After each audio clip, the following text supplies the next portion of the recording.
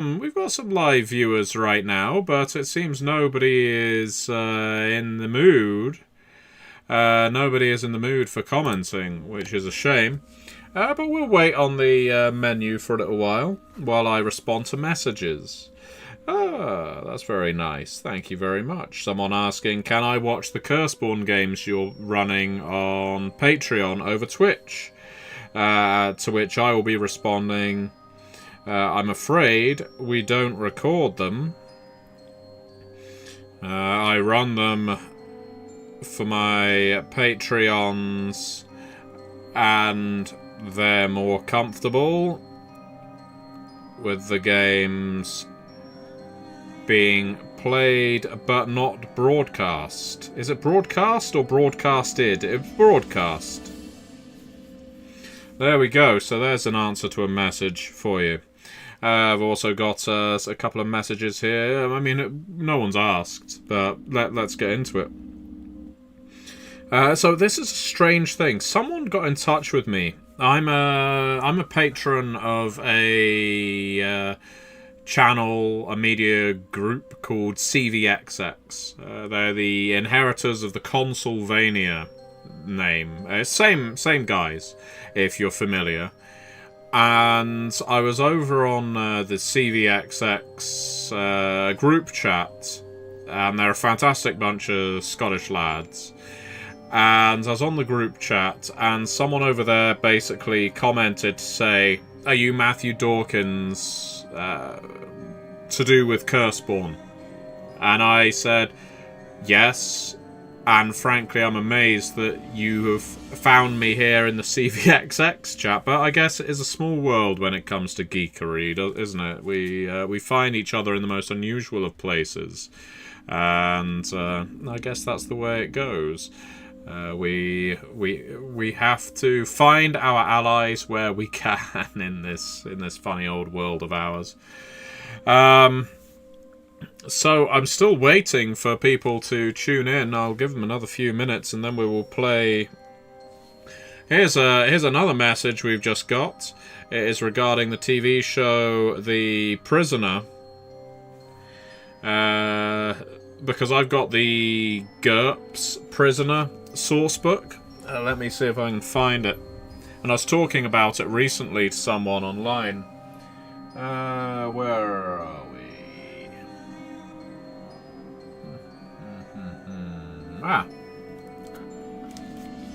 In the GURPS selection. Well, there's GURPS Mars Attacks.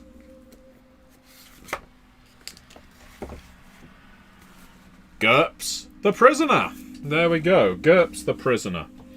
I was talking to someone about The Prisoner recently, and those of you in the know will have picked up, of course, on the fact that I sign off my videos with a be seeing you quite often, which is from The Prisoner.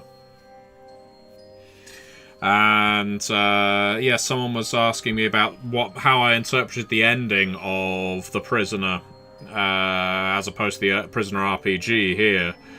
And my young son, actually, who just watched it with me, I've watched it many times, his conclusion I actually like probably a lot more than anything I ever came up with. It's that by the time number 6 leaves the village mentality, the mutualism has taken over the rest of the UK, if not the world, so he will forever be the prisoner. Hello, Link! Has made a fantastic joke. You could say you accidentally found allies, knee slap. Thank you very much, Link. You have signed on to be fan number 1. Let's get into this. It's gotten late. I should head back now. I need to move my face, don't I? No, that's the screen in general. Okay. Darn. So much for the weather forecast. Had I known, I would have driven. Wait a second. Where am I? Don't tell me I've gotten lost. I'm glad I chose the accent. I couldn't say gotten. I know, the thing is, gotten is an English word. It isn't simply American English. Ill-gotten gains and so on. It's just so rare in British English to use it. I can't believe I made such a rookie mistake. You're green. Even I find it hard to believe. This is ridiculous. But I can't let a little bad weather throw me off. Stay calm. Keep moving. Squelching through the muddy ground, I finally reach the roadside. I raise my hand, hoping to hitch a ride. It's a long shot. There hasn't been a single passing car. But then, headlights cut through the fog. A car horn blares. Honk, honk. Yo, Corbin. Hello, sir. Would you mind giving me a lift? At last, you've finally appeared. I have no idea what this game is, if it is just a visual novel. Of course, please, get in. I'll take you where you need to go. And I know, the Bloodlines jokes, it's Kane driving a cab. His face is hidden in shadow, but his eyes are fixed squarely on me, and will someone turn down this goddamn rain sound effect? His gesture is overly polite, his gaze is cold. Is it really safe to get in the car? Something feels wrong! But in this situation, what choice do I have? I realise the way I'm speaking right now, it's a little like being Toby in the back of a van in Who Pressed Moose on Uncle Marcus. Once I give him my destination... The man starts driving as if it's the most natural thing in the world. Corbin says, makes it sound like he got this game sent to you in a blood-stained email. Sorry, I got the seat wet incontinence. It's no trouble. Clothes were destined to get soaked in this kind of weather anyway. You've had a rough evening, vampire. I wasn't expecting rain.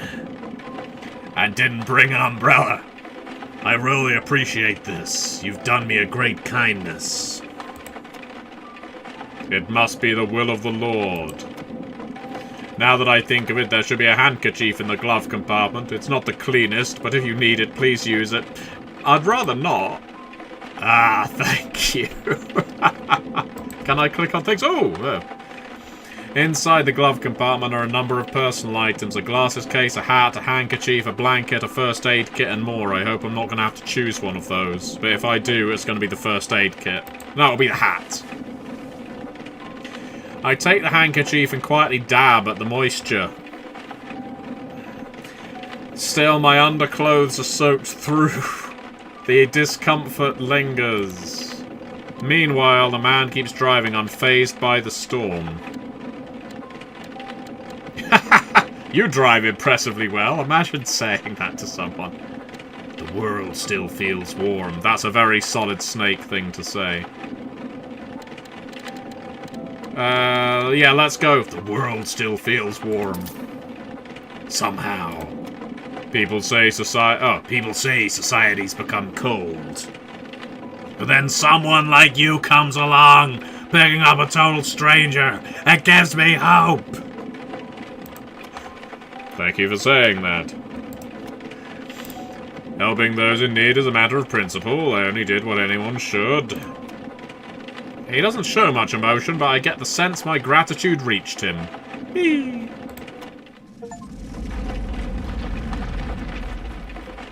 Through the rhythm of rain beating against the windows, a different sound creeps in. A low, ominous, like a whisper buried in the storm. Well, that's almost ChatGPT style.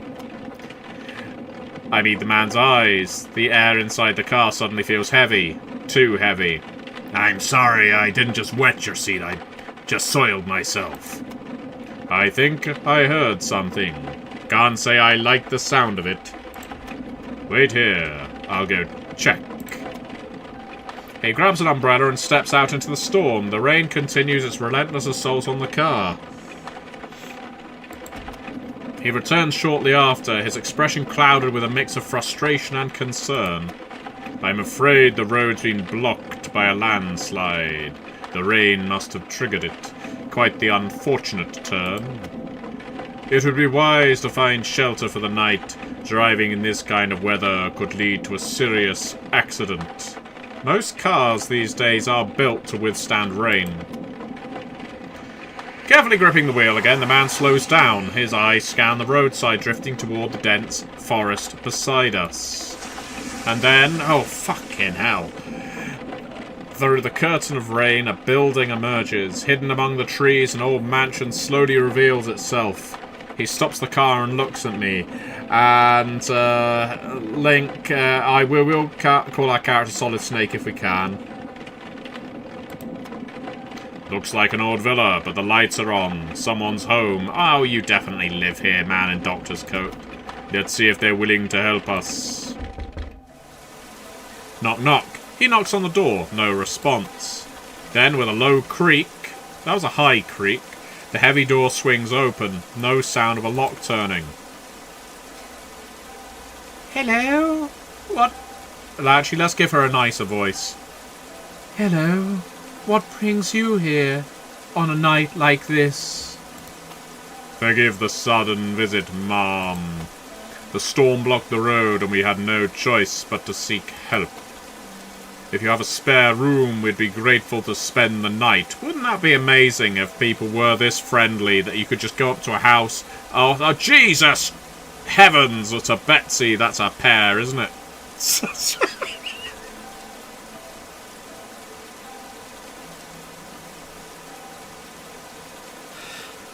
That was inappropriate of me, but I only just noticed. I love the idea, though. They were having this conversation, then Solid Snake behind the doctor says, "Holy shit, what a pair!"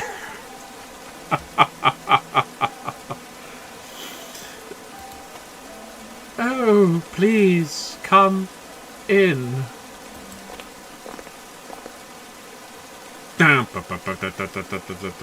It's astounding. Time is fleeting. Madness takes its toll. But listen closely. Not for very much longer. I got to keep control.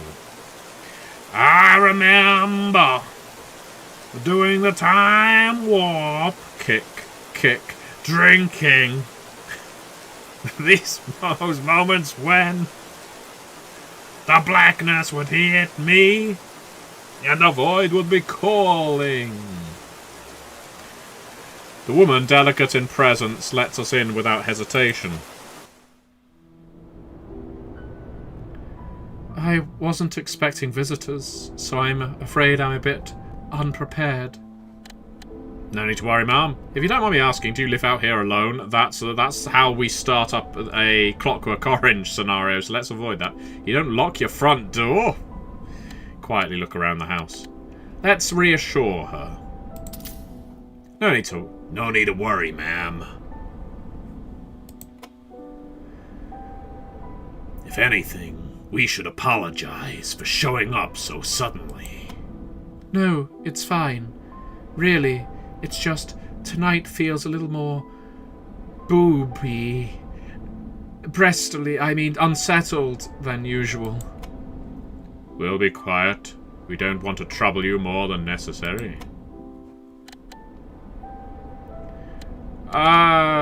Yeah, okay. We'll ask if she lives out here alone, even though I think that sounds slightly threatening.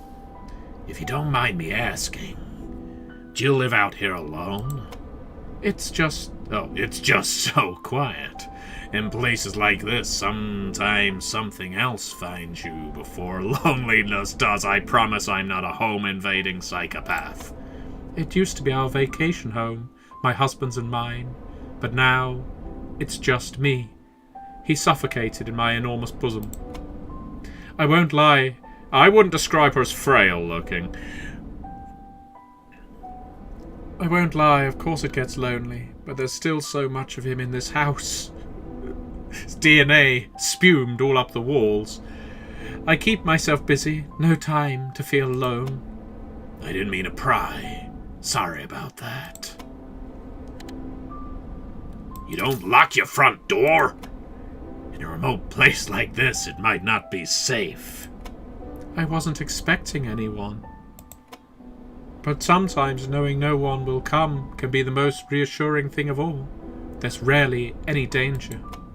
Still, I suggest you lock it at night out here. Unpredictable things happen easily. I promise we didn't arrive here in concert to attack you.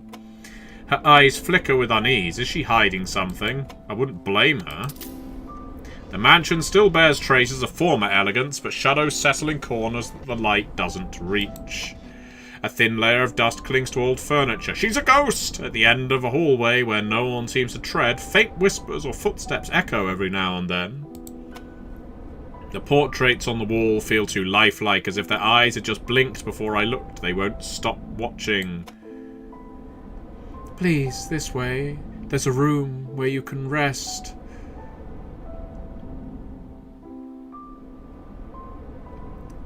I would love a pair of pillows to rest on, if that's...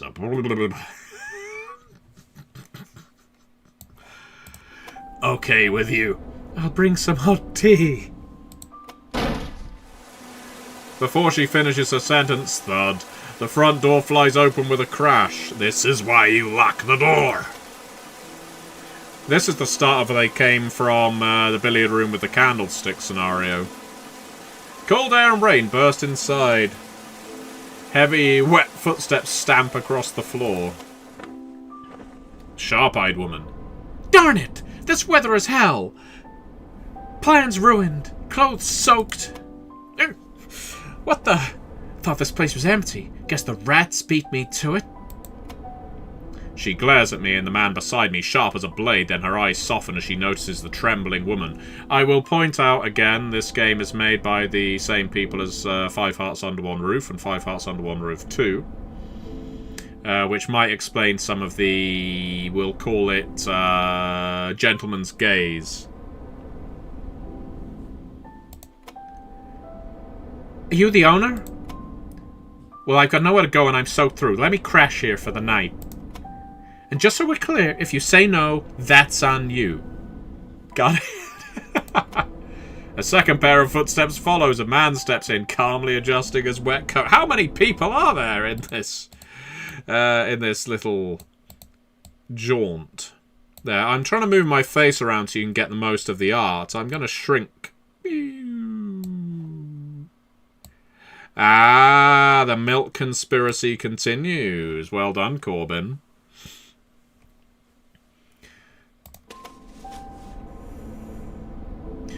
What voice should we give the suspicious... Whoops. The suspicious-looking man.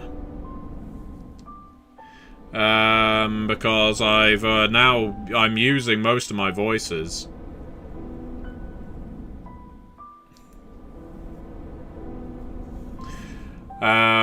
Oh, what a rare gathering.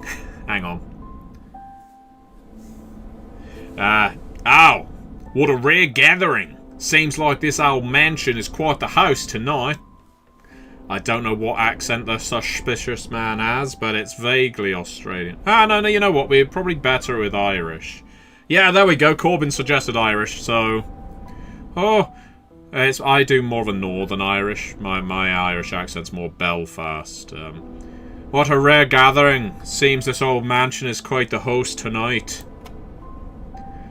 The suspicious man continues. If this is a warm reunion, might I join in? Shaking off a tail is always tense work. One gets so bored. Ha! You were being followed? Oh, yes. I'm the bosom. I'm the tits. I'm the owner. There are extra rooms. Yes, I'll get them ready so you can rest comfortably. I know where I would like to rest comfortably. We are putting a lot on this woman to play host. The fragile woman gives a nervous smile, glancing anxiously at me and the man in the doctor's coat. Are you both all right? I do hope you'll stay warm while you're here. We're grateful, regardless of the circumstances. Oh, right, towels. Dry towels, not wet ones, no thank you.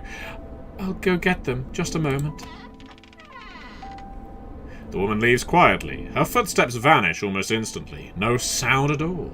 A short silence follows. The suspicious-looking man eyes a portrait in the corner. The suspicious man continues. I'm gonna point it out, so I gotta keep pointing it out. The person in the painting has living eyes. Strange, isn't it? Was that meant for me?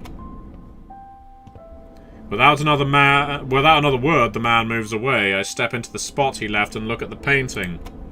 The longer I stare at the figures on the wall, the more an odd sensation creeps over me. A moment later, the mansion's mistress returns. Her hands tremble ever so slightly as she hands out the towels. Thanks to the dry cloth, the rain-soaked intruders can finally tidy themselves up. Am I not a rain-soaked intruder? It's just about dinner time. I know what I fancy. Let me prepare something for you. Those skeletal hands. And you know what? I'm not going to make the... I'm going to stop with the boob remarks. Tonight I have a very special recipe. Go to the dining room. You must be hungry. I suppose I got carried away preparing all sorts of things. It turned into quite a feast. How long have we been here? It's been such a long time since I last shared a meal with anyone. That's exploring the dining room. On the surface, it's cozy. Again, I wouldn't have put the dessert right next to the roast, but the warmth of the fireplace, the flicker of candlelight, everything arranged with stage-like precision, and I appreciate the fact that we've been standing around in her hall long enough for her to roast an entire chicken. The legs could be a turkey leg, and make an entire cake. On the long table, silver cutlery gleams faintly in the candlelight, each place meticulously set. But among the plates sits a vase with no flowers, empty, as though it exists only for its own sake. I'm glad I cleaned the dining room beforehand. I'm going to examine the table. The meal is already prepared. Steam rises from bowls of soup. Can't see any. The buttery scent of warm bread fills the air. Again, no bread, really. And meat glistens with dripping juices. Fine.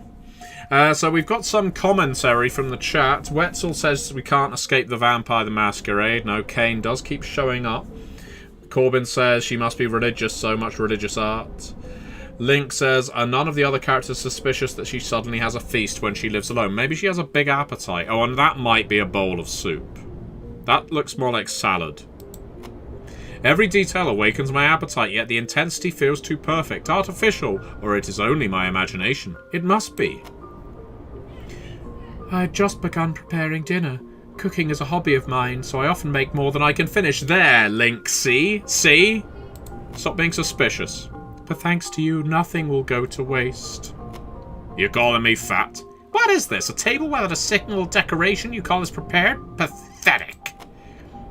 The flowers withered long ago. Since then I have never placed anything new. There was no need. A fine roast turkey. Imagine how divine it must taste. I hope so. I hope it will be a taste that lingers for a long, long time. Are you suspicious? And a good wine. It must be drunk with reverence. I find myself growing hungry. That's the kind of thing you naturally say. He always loved this cake. I bet he did. Even now. Sometimes I feel him sitting beside me, eyeing up my dumplings. His eyes, his voice. The conversation jangles like discordant notes. Again, that's a very AI line. Then silence falls. It's so difficult now, often, to tell the difference between something that's been written by AI and not. Because I hate to admit it, but the chat GPTs of the world can string together a sentence or two. So when you get some kind of metaphor embedded out of nowhere, or, you know, a list of 3 examples, this person was faithful, dreadful, and filled with a fear of God, you can usually determine that it's AI. Anyway, as soon as I sit, everyone but me bows their heads. Interesting.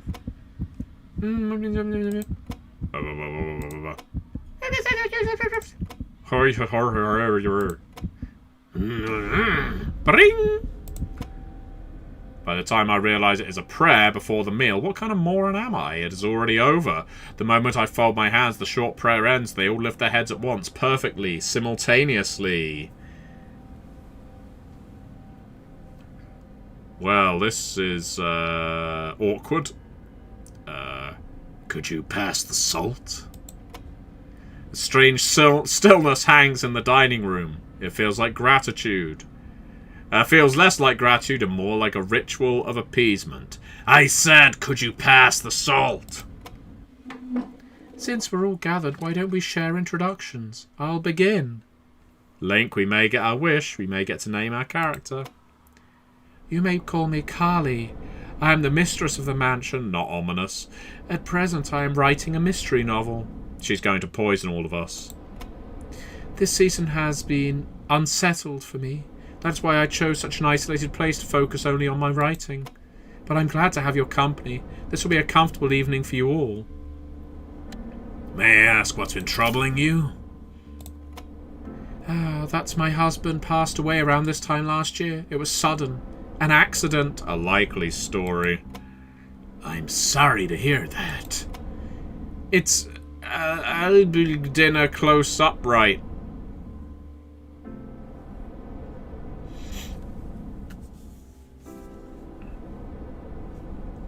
Is this game unfinished? Okay. Let's get me a little bigger on the screen now. Because the breasts are on the other side. So apparently it's Albudina close up right. Even after he was gone, everything here stayed in place. The table, the clocks, even the air itself. Sometimes I wonder if he's still here. A pause. Silence lingers. Carly slides a bowl of soup toward me. Steam curls upward, wrapping around my face. The savoury scent makes my nose tingle. This soup turned out exceptionally well tonight. She doesn't look happy about... Oh, there we go. After being out in the rain, you must be cold. Try it before it cools. It will warm you. I'm going to warm myself. Oh, that's interesting. I hover over that and it flickers. I'm going to warm myself with a bowl of onion soup. Drawn by the rising steam, I take a spoonful of the clear onion soup. Warmth spreads down my throat and settles in my stomach. The sweetness of the onion and the rich broth blend in perfect harmony. So good. Thanks. Glad that you like it. I kept savouring spoonful after spoonful of onion soup. Warmth spread through my whole body, and eventually my underpants. It was deeply satisfying. Now then, shall we hear from the next guest? Well, if we must. I suppose it's my turn now. My name is Solon. I'm a doctor. Interesting name. I was on my way back from an urgent house call. No, doctors don't do house calls these days. Perhaps stepping into this villa was the Lord's will. Bit of a reach. Thank you for letting me catch my breath here. May his light and protection rest upon this house tonight. You seem to be a deeply faithful man. You seem to be a deeply faithful man. I've witnessed things that defy medicine. A dying man who walks out whole, and a healthy one who collapses without warning. In this case, his whole walks out. In those moments, I kneel in humility and whisper, "Have I still not done enough?" Awkward pause. Carly places a generous helping of salad on my plate. Bright, fresh vegetables, a sharp dressing scent fills the room. Please try the salad. I grew these vegetables in my garden. They should be fresh. I made it with care. I'm sure you'll be satisfied. See, whenever I hover over the eat the salad for appetite... Oh, and refuse. Look, I could refuse. I'm going to watch the suspicious man. I watch the suspicious man. He waves his fork lazily over the dish. It's the suspicious man again. So you grew these yourself. The aroma is quite peculiar. Almost earthy. Like the soil is still clinging on. Ha ha ha. He lifts his fork, carefully inspecting the salad. Not suspicious, merely curiosity. Homegrown, you say? Precious indeed. It makes me reflect on the providence of nature. She scoffs at the plate. Nom, nom, nom, nom. Not that kind of scoffing. A garden? Oh, she was American, wasn't she? A garden? Ha! If I had that much free time, I'd rather sleep. Still, it tastes decent. I will glance at the salad myself. I examine the dish. Crisp greens, tomato and cucumber. Pretty uninspiring as far as salads go. Refreshing and colourful, perfect to awaken the appetite. I hope all of you love the sounds of eating. I lift a forkful into my mouth. Crisp texture, bright acidity of the dressing, sharp flavour sliding down my throat. Ah. Refreshing. Delicious. It wakes the appetite. Your complexion looks much better already. I was worried that nothing would happen, but my appetite is returning. These vegetables carry prayer and sunlight. How could they not heal the body? I nod, savouring the lingering tang that cleanses my tongue. That's enough from me, I think. Oh, what a load of crap. Belladonna, you've heard the name, that's enough. Shitty weather, shitty roads, the shitty mansion, there's an order of how the day goes to hell.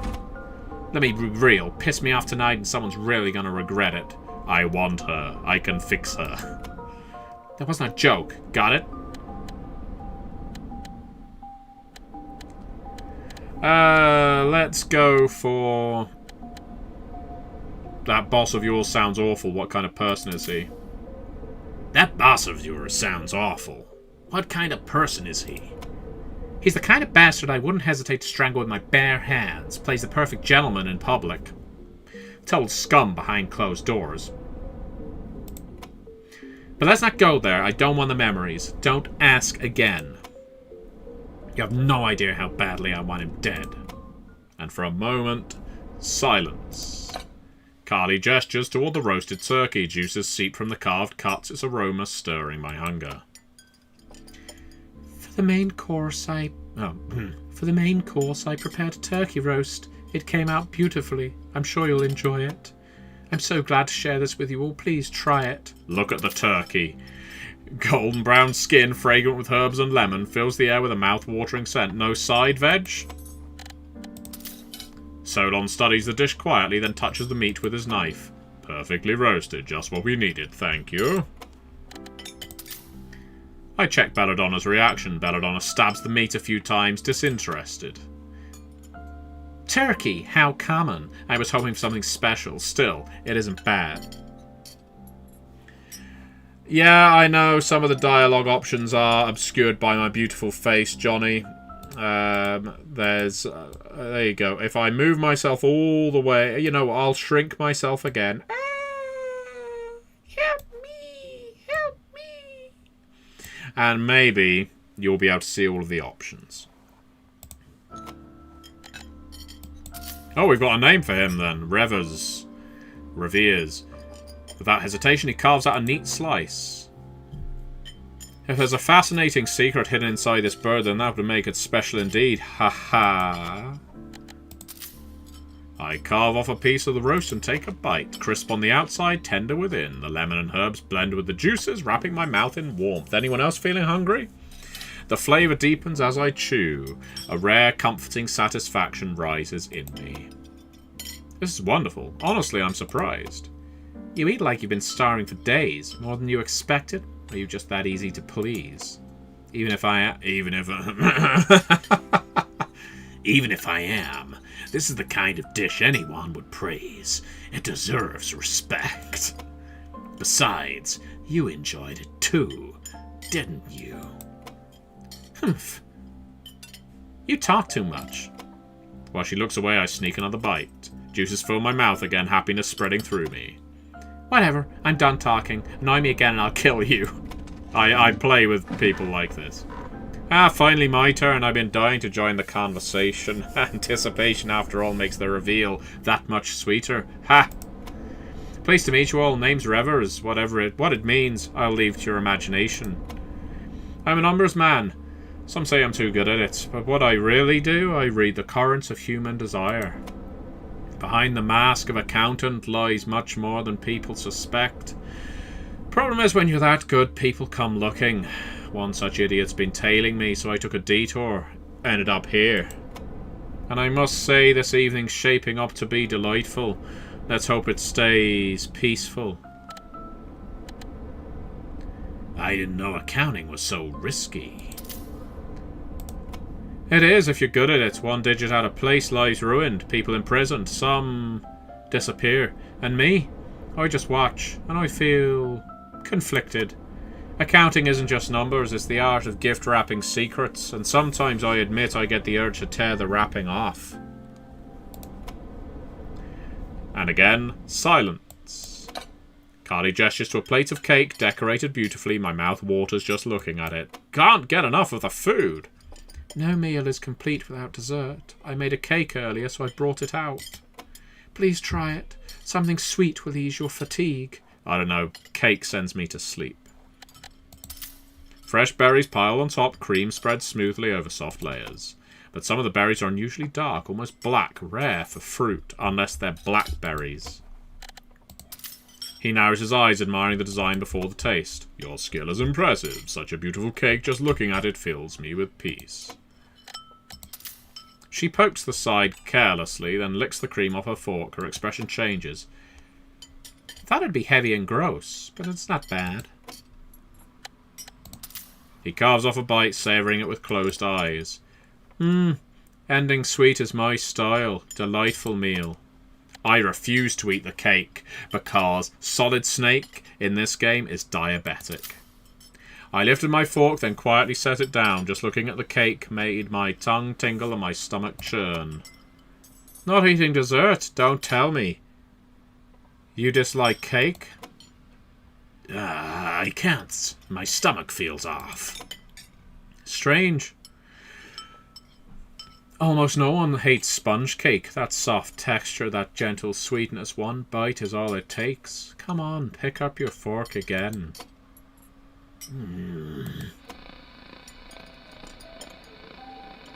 Okay, strangeness abounds. Are you afraid? This mansion, these strangers, this cake, which unsettles you most? Or is it all of them? Maybe it's your way of refusing. Ha, rude, very rude, and rude people deserve punishment. Ha ha ha ha. My mouth dried out, goosebumps ran up my arm. Rivers just stared at me, as if he were peering inside. My heartbeat raced faster and faster.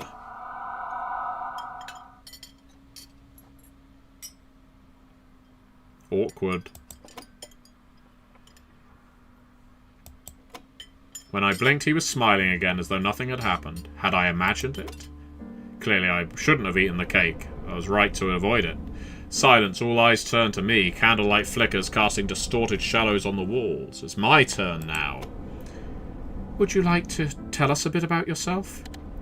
Okay, here's where we can play Toby from Who Pressed Mute on Uncle Marcus. I mostly help people, charity, donations, things like that. Or, I do volunteer work when I can. Helping those in need is something I care deeply about, cousin. Or we can go for the dog's body, the job's worth. I was on my way home from work tonight, tired, but it felt fulfilling. This detour wasn't planned, but I'm glad I've met good people here. People often misunderstand me. That's my trauma, I guess. That's the most solid snake. Oh dear, doesn't seem to endear them to me, does it? Or Elizabeth from BioShock Infinite over here. Or the princess from Slay the Princess. Such wounds often make us hurt others without realizing it, but the truth always rises, eventually. I pray the Lord reveals your innocence.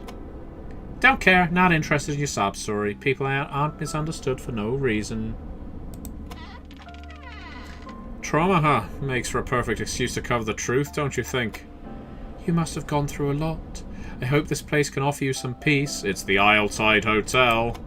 And silence. Carly pours crimson wine into my glass. This wine? No. This wine has been aging for a considerable period. So have I. I opened it to commemorate tonight. Please have a taste. It will make this night all the more special. Red wine. In the glass it gleams richly, the heavy aroma circling around me. I check Solon's reaction. He gazes quietly into his glass. To think you crafted this yourself, such depth like wisdom aged through time. I check Belladonna's reaction. She snorts, then grudgingly lifts her glass. Wine? I like stronger liquor, but since it's homemade, fine, I'll try. It's good. I check Revers' reaction. He swirls his glass in practiced circles, sniffing deeply.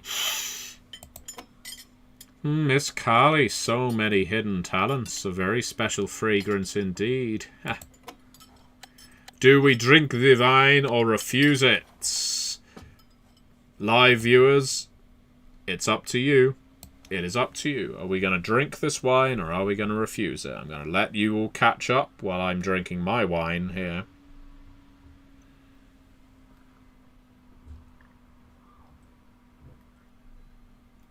Remember, we refuse the cake, and Revers seemed to peer into our soul when we did. Our soul, not our soul. Johnny Needle says we should drink, which doesn't sound very responsible.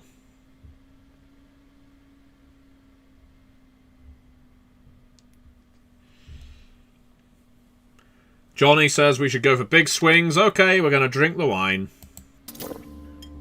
I take a sip of the red wine. The rich aroma of dark fruit fills my nose. You're supposed to drink it in your mouth, spreading warmth in my chest. It's my kind of wine. Heavy, full, fortified, 60% proof. But by the third sip, a metallic tang creeps in, faint but unmistakable. I should have had the cake! Like rust. It's blood. The candlelight flares through the glass, glowing a deep crimson and looks like fire or blood. My throat feels parched, probably just nerves, but the seconds drag like hours. The conversation winds down. What a wonderful dinner it's been. Now then, let me show you to your rooms. Am I now a ghoul? Dr. Solon, I remember your knee trouble. There's a guest room on the first floor. It should be easier for you. Thank you, ma'am. Good night, everyone. Solon surveys the room once before disappearing with his bag. There are a few more rooms upstairs. Please follow me. We trail behind her up the stairs. The second floor feels colder, older. The air itself has weight. Carly led the way, showing the guest rooms on the second floor one by one. Belladonna scoffed, making no effort to hide her displeasure, while Revers took his time, leisurely surveying each room. This one looks cozy. While everyone else is still thinking, I'll claim this one. That room was recently furnished. It's quieter, more comfortable. Though she looks hesitant, Revers steps inside with a grin. Miss Belladonna, perhaps this room? What the hell? This one stinks. It's damp and gloomy. I'm sorry. It has everything you'll need, I promise. Belladonna glares, but stomps inside. As for you, this way, please. Her face reddens slightly as she opens a nearby door. The room is strikingly different, lavish, almost too much. We prepared this one for special guests, but please don't misunderstand. I just wanted you to be comfortable, even if it's only for one night. Well then, good night. She leaves, silence, only the rain tapping against the window remains. Before I can explore the room, someone barges in. Hey, oh God. It's Belladonna, no knock, no shame, her glare could cut glass. Seriously, this room's way better. You, switch with me now. Wait, why? Why should we switch? I think I need to know. Are you deaf? I just said this room is better. I'm not sleeping in that moldy box. I bet you've got a moldy box. My head's already killing me from the dust. Let's check her room first. May I take a look at your room first? I'd like to see it before deciding. Fine, but it's exactly what I said. Disgusting. She stomps ahead. She wasn't lying. The room is ancient, damp, and reeks of mold. Bye-bye, Corbin. Oh, we don't have the... We can't choose to remain there. What does this do? No.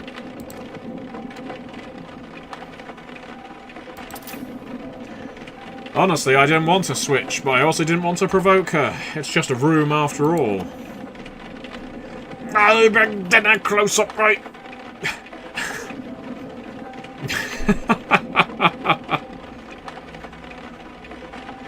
Let's switch. Should have said that from the start. Now move. The door shuts behind me. So it comes to this, huh? Well, it's not that bad. I said it's not that bad. Another Jesus. The mouldy smell is pungent, sure, but the rest of the room is functional. Tidy, even. It's near the stairs, too. I like that. Maybe it's just the kind of person I am, always needing to know the quickest way out. Now that things have calmed down, it's basically free time, so what should I do? Explore the room. The room is smaller than I expected, bare bones, crude. The furniture creaks with every breath I take. The wallpaper is peeling at the corners, and in places I wouldn't have noticed unless I was looking for it. Dust cakes the floor, thick, untouched. Outside, the window shows only black. The storm has swallowed everything. The rain lashes against the glass, its rhythm getting sharper, more precise. Did anyone actually live in this room? I don't want to stay here long. I sit at the edge of the bed, letting the silence wrap around me. That's when I hear it, a sound from the hallway. A dragging sound. Slow, strained, like something pulling a wounded body or dragging wet fabric across a metal floor. What was that? What was that noise? I hold my breath. The sound stops, but something's still there. I can feel it. My eyes turn, on instinct, toward the door. The handle is moving very slowly, a delicate twitch as if someone or something is testing it. It's just my imagination. The wind, maybe, or... I swallow, but my throat is dry, bone dry. I force myself back into the bed. I lie still, try to sleep. How long had I been asleep? I open my eyes to a room soaked in shadow and damp. The rain hasn't stopped. It lashes against the windows, but mixed into it now is something else. A sound that doesn't belong. I try to stand. My limbs groan under me, and something feels wrong. As if something unfamiliar is clinging beneath my skin. My insides feel sticky, foreign, wrong. Aztec whistle. At the sound of the scream, I bolt to the first floor. The moment I reach the living room, the world holds its breath. Revers is... or what's left of him. It's not even a corpse, it's a shape, a shell. The skin blackened and brittle like scorched paper. It's because he had my share of cake. The body collapsed in on itself as if shrunk from the inside out. As if something had drained him, evaporated him. Only the husk remains. Oh, that's a shame. That's the accent I most enjoyed doing. But the worst part is his face. His eyes. No, not eyes. Just gaping holes. Black and wet. And something inside them moves. This is a dream. It has to be a dream. A dream. A dream. A dream. A dream. A dream. Please help me, please help me, please. I'm sorry, I'm sorry, I'm sorry, I'm sorry, I'm sorry, I'm sorry, I'm sorry, please save me, etc., etc., etc.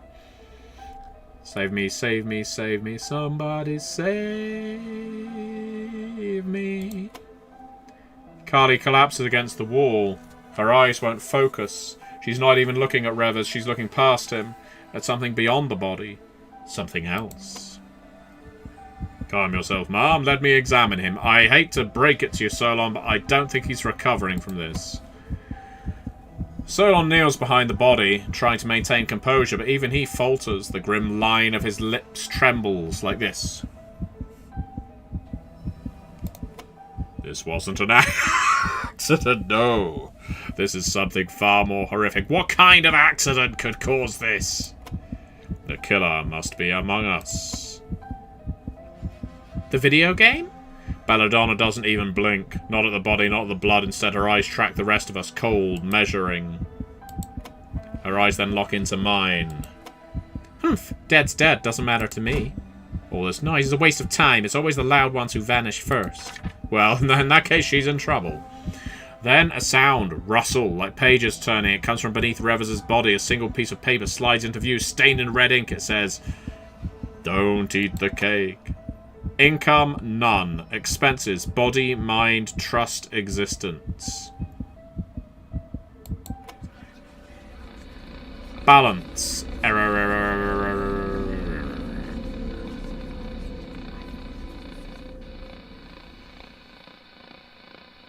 Interesting. I inhale sharply, but I'm not sure if it's a breath or a scream.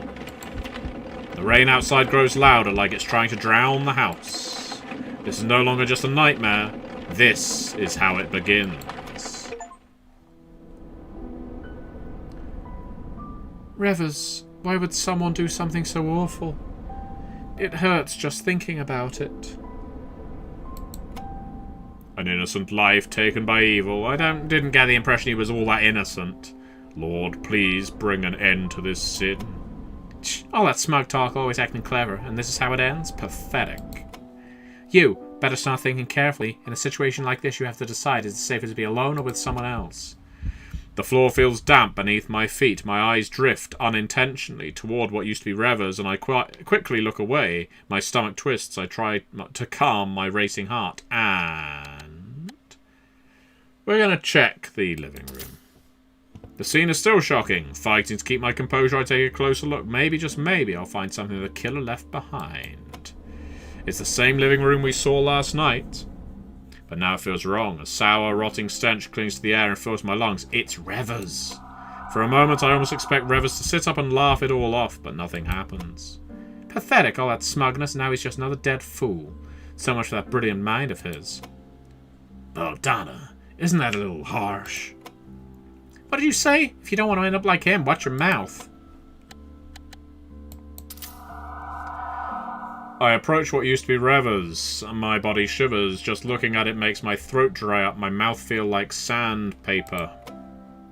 He looks so cold. Well, I doubt he's warm. He might be in hell. He probably didn't even get the chance to fight back. He must have suffered completely alone. I hope it wasn't slow. I have no idea where this is heading anymore. So young, to die like this. May the Lord watch over him. There's something here. Looks like he tried to reach for something, but we may never know what it was. Run for the front door. I run for the front door. I need to escape this nightmare somehow, anyhow. I rush the entrance, grab the handle, push with all my strength. It doesn't budge. No, please, open. I try forcing it again, but it's useless. Through the bottom of the door, muddy water starts to seep in. It's blocked completely. A sealed door, an exit locked from the outside, a hopeless, suffocating truth. Damn it, I can't get out. I'm trapped. No way, this can't be happening. Just moments ago it was just raining, that's all. Move, let me see for myself. Damn it, what the hell is blocking this? Did debris or mud come in from somewhere? It must have been pushed in by intense pressure. Whether it was deliberate or not, it's clear we can't expect help anytime soon. Now, speaking of pushing something in with intense pressure... So we're really trapped in here? No one's coming to find us? Let's stay calm. Now more than ever, we need to think clearly. Calm? In this situation? The real question is, who's already dead and who's next? Belladonna, you are not making yourself popular. Let's speak to Carly. Carly, what do we do now? If the killer's still inside the house, we need a plan. I'm scared, so scared. Who could have done something like this in this house that I loved? I can't trust anyone anymore. If you ever betrayed me, I don't think I could take it. I'd fall apart on the spot. Well, you don't know me. Please calm down, Carly. That's not gonna happen. You're with me. Please, no matter what happens, don't leave me alone. Dr. Solon, do you have any theories? Anything at all? There was no hesitation. Whoever did this, they've truly abandoned their humanity. I don't understand. How can everything fall apart like this in a single night? There's something we've missed, all of us. The cake. Something in this house is far more dangerous than we imagined. The cake. We need to be extremely careful. You especially be on guard. Belladonna, what do you think about all this? I couldn't stand him even when he was alive. Probably got caught up in his own little schemes. Not feeling any sympathy. He kept whining about being followed, remember? Still, he didn't seem like the kind of guy to go down easily. Are you sure there wasn't anything unusual he said to you? Anything at all? You think I was chatting about feelings for that guy? We had nothing to do with each other. Dead or not, it's none of my business.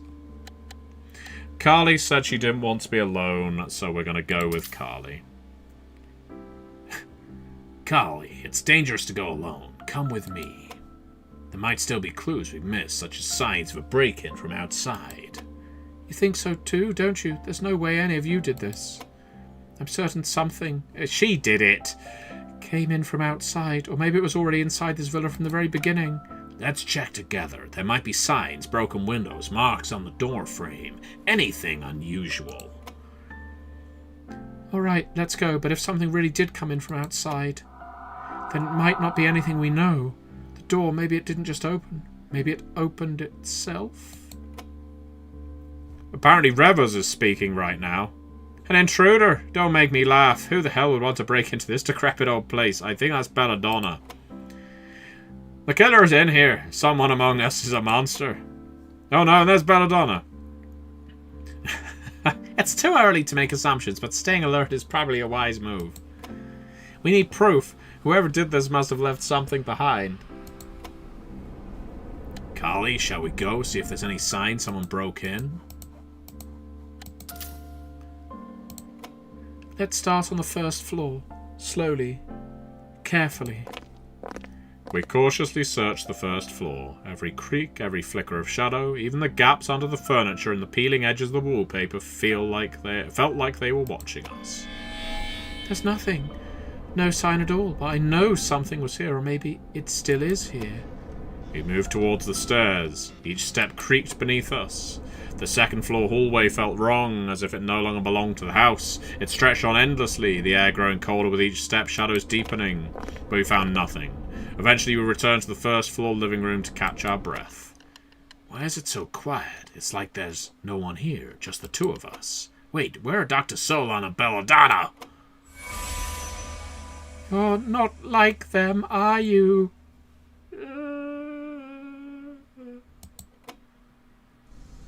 Carly, what are you talking about? You were strange from the start. You are. The way you smiled, your smile, it wasn't right, not natural. This smile? What's wrong with this smile? I knew it. When you came down the stairs, I saw your reflection in the window. It was wrong. And maybe, just maybe, you're the one behind all this, aren't you?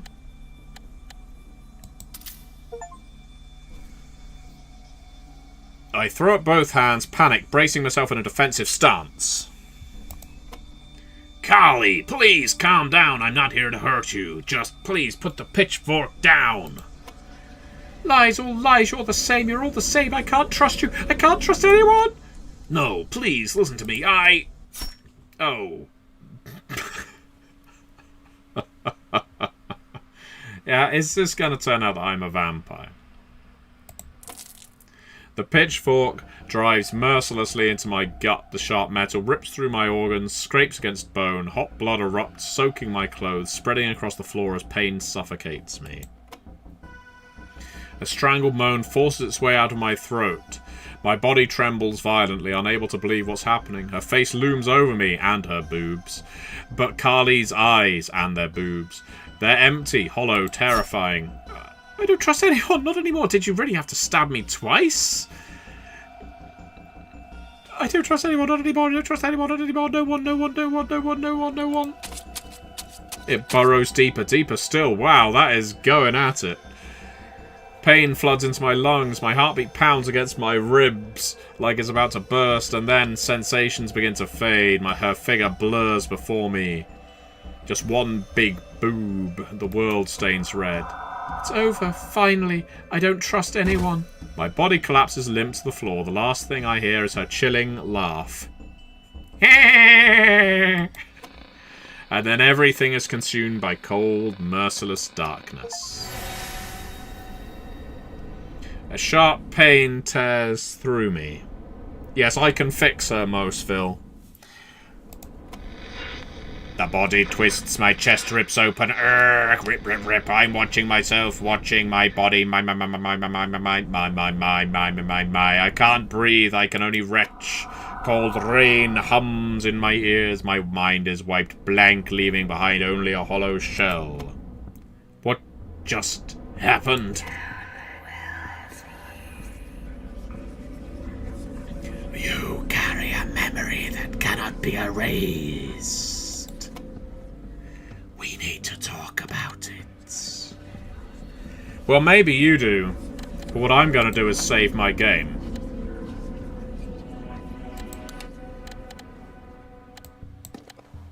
And on that note, I'm going to go get myself some food.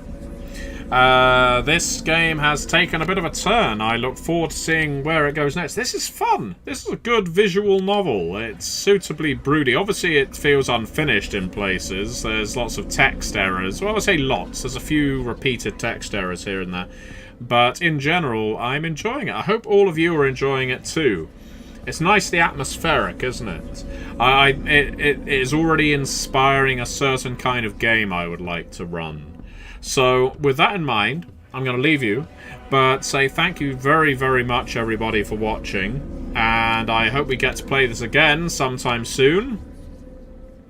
Until that time, everybody, thank you so much for watching. I will be seeing you, just like they say in The Prisoner, and please tune in next time for another episode of Accidentally.